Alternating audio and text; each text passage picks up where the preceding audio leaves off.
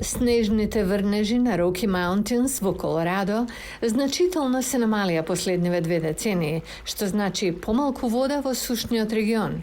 Ноа Молоч е истражувач за снег на Институтот за арктичко и алпско истражување на Универзитетот во Колорадо.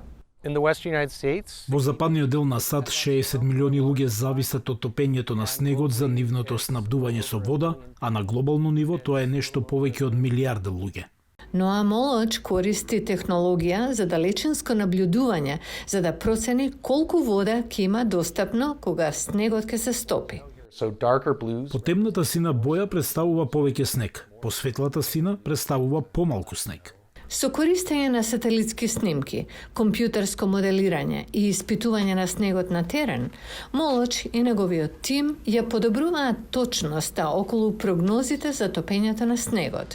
Ова информација е од клучно значење за менаџерите кои одлучуваат колку вода да испуштат од браната и кога да го направат тоа. Кога ќе ја подобрите точноста на прогнозата, тогаш всушност ја зголемувате ефикасноста по која се распределува водата, што во основа значи повеќе употреблива вода во системот.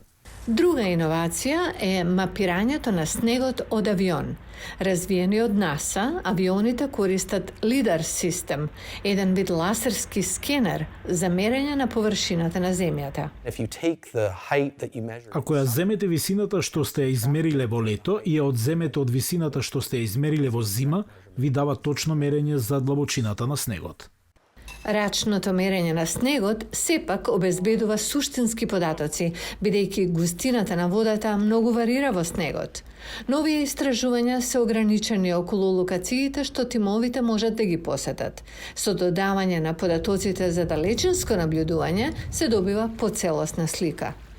Поради нарушените климатски промени, точното предвидување на достапноста на вода од снегот станува важен фактор за потребите на многу луѓе.